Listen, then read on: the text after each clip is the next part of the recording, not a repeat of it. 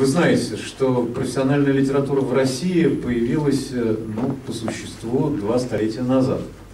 Александр Сергеевич Пушкин был, помимо того, что человеком, который определил русскую литературу и ее развитие вообще на долгое-долгое время вперед, был еще к тому же и первым профессиональным литератором, действительно профессиональным. Несмотря на то, что он вынашивал проекты продать «Медную бабушку», из чего ничего не вышло, несмотря на то, что он поступил на государственную службу, работал в архивах и так далее, его стремление было жить на гонорары от своего литературного труда. Еще по существу в середине XIX века этого института профессиональных литераторов не существовало.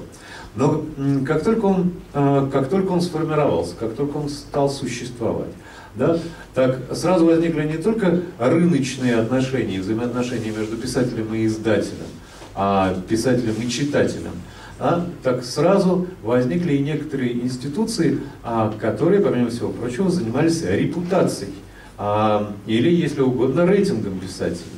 А в XIX веке, в первую очередь, конечно, как вы знаете, эти функции выполняла критика. Начиная, на самом деле, с XX века появился еще один институт с конца XIX – начала XX.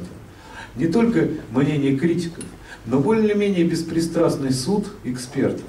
Уже не мнение одного человека, который является властителем дум, а мнение некоторого института, а точнее говоря, академии. Так появилось, в частности, большое количество французских премий. Ганкуровская премия, организованная братьями Ганкурами, была направлена на поддержку реалистического романа. Кстати говоря, она была не денежной. Условная плата до недавнего времени и до сих пор, собственно, составляла 13 франков с переходом на евро. Понятно, что эта сумма вообще стала довольно смешной. Да?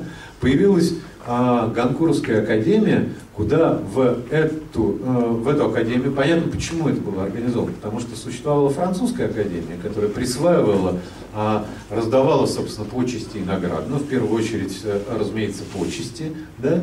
А академия была прижизненная, и по образцу французской академии были организованы жюри всех французских литературных премий. Но важно, что премия в любом случае привлекает внимание читателя.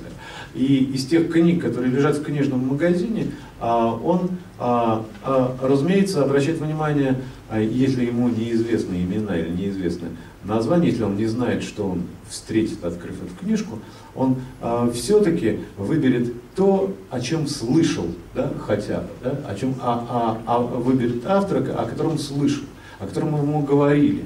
Или о котором не ему говорили, а просто говорили, это осело в подсознании. Собственно говоря, если угодно, на этом действует любая реклама, на этом эффекте действует любая реклама. Что-то остается в голове человека. С другой стороны, мы сегодня живем с вами в совершенно других условиях, нежели, допустим, еще 2-3 десятилетия назад. Тогда у нас был книжный дефицит. Книг существовало немного. И каждый из нас, приходя в книжный магазин, точно знал, какую книгу покупать не нужно, не стоит. А таких книг было довольно много, они стояли в прекрасно изданные, в замечательных переплетах. Да? Какое-нибудь собрание сочинений Чаковского, не Чуковского, а Чаковского. Думаю, что они еще до сих пор где-нибудь стоят. Ну и на самом деле довольно много было авторов, и целые институции работали на это книжное производство, абсолютно не вдохновляющее. И поэтому любая книга, которая имела хотя бы какую-то иную, отклоняющуюся от официальной репутации, вне зависимости от того, в какой области она была написана, она сразу привлекала внимание читателя. Потому как само появление было удивительным. Выпустили Николая Кузанского. И несмотря на то, что большинство людей совершенно не понимали, кто такой Николай Кузанский, но слышали о том, что этот человек, в общем, непростой. И удивительно, что книжка его оказалась в книжном магазине, и ее тут же покупали. В условиях книжного изобилия эти безусловные репутации, они уже работают совершенно не так. Да? Мы привыкли жить уже в эпоху насыщения рынка.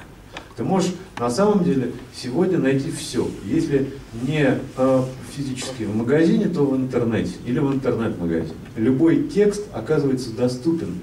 То, что зачем раньше гонялись, сегодня лежит по существу в открытом доступе.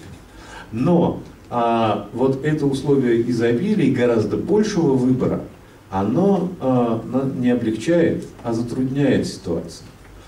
Поэзия. Что важнее?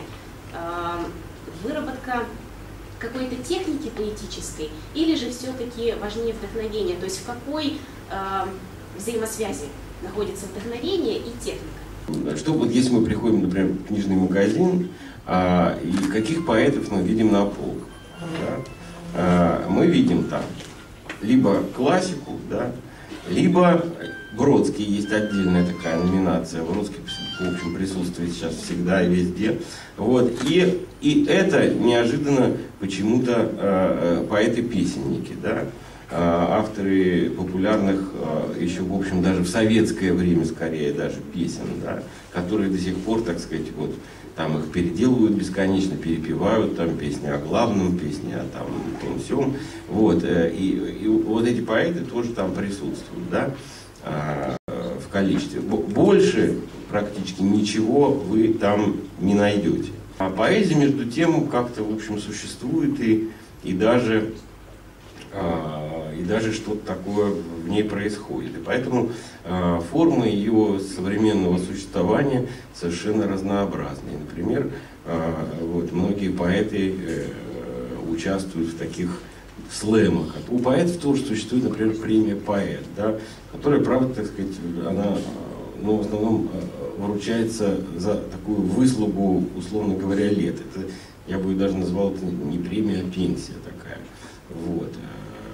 И существует общество такое поощрение русской поэзии, вот, которое ее вручает, и оно, в общем-то, призвано как-то пропагандировать поэзию. Они тоже ездят по городам и свою премию представляют. У поэта должны быть способности к этому делу. Должен быть дар, прежде всего. И без дара, так сказать, ну, как я вот про графа Хвостова говорил, вот я из него приведу такую цитату. Нельзя безногому в балете и бегать и скакать, понимаете? И там, коль дара нет в поэте, там что-то нельзя ему там куда-то там двигаться. Забыл, вылетело. Ну, вот смысл-то в этом.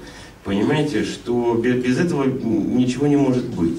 Но, с другой стороны, этот дар должен быть обработан. И я считаю, что поэт современный поэт, он должен очень хорошо разбираться в поэзии. Во всяком случае, в той, которая написана на том языке, на котором он работает.